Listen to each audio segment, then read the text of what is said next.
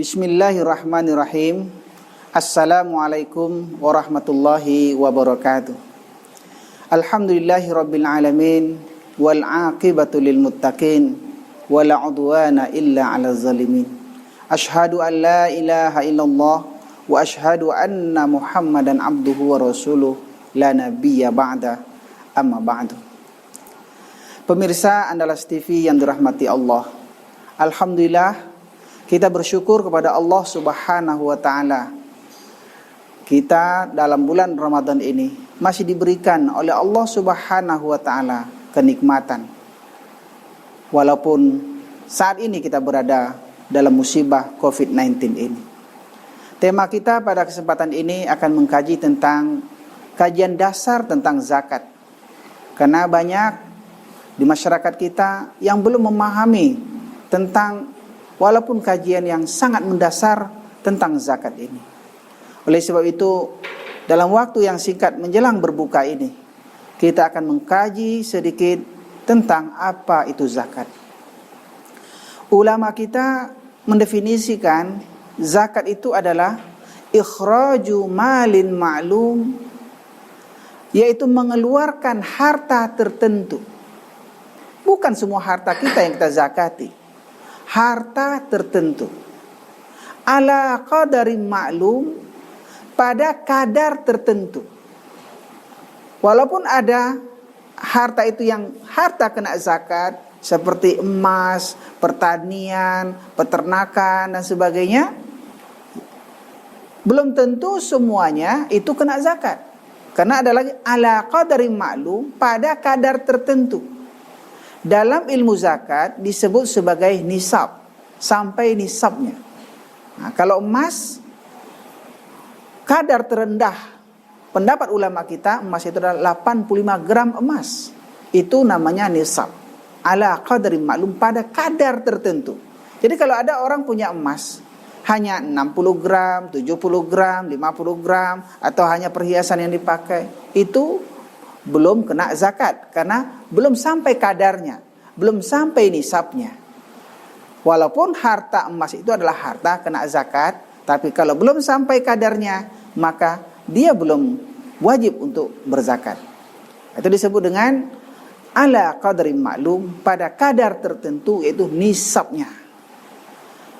Kemudian fi zamanin ma'lum, pada waktu tertentu. Jadi dalam membayar zakat ini ada waktunya. Jadi tidak kapan teringat saja. Ada waktunya.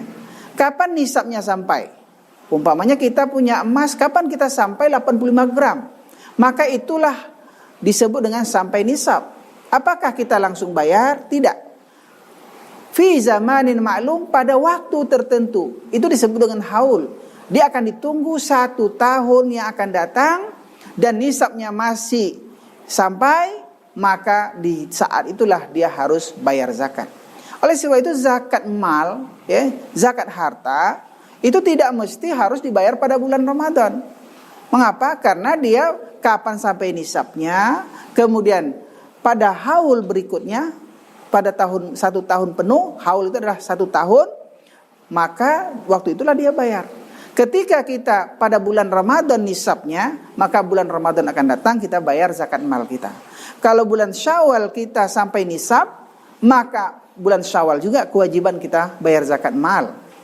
Kemudian kalau kita pada bulan Zulqa'dah atau Zulhijjah, Muharram dan seterusnya, kapan dia sampai nisab, maka waktu bulan itulah dia harus bayar zakat pada tahun depan.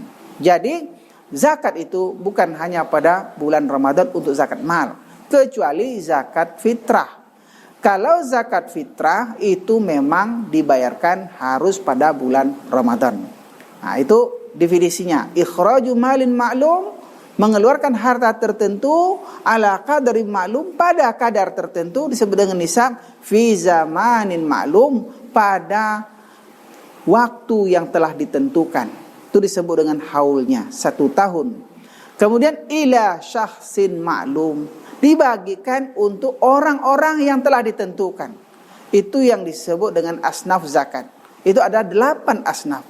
Innamas shadaqatu lil fuqara wal masakin wal amilina 'alaiha ya, wal muallafati qulubuhum wa fir riqab, ya. Kemudian ada lagi disebut dengan fi sabilillah, ya. Ada lagi disebut dengan ibnus sabil. Nah, jadi ada 8 asnaf zakat itu. Inilah yang disebut dengan syakhsin maklum, orang-orang yang menerima zakat. Selain daripada 8 yang disebutkan di dalam Al-Quran ini tidak disebut dengan asnaf. Oleh sebab itu yang pertama sekali fuqara. Apa itu fuqara itu? Orang fakir itu. Alladzi lam yujad quta yaumihi. Orang yang untuk hari itu saja tidak bisa dia dapatkan makanan kecuali dibantu oleh orang lain. Itu fakir, ya.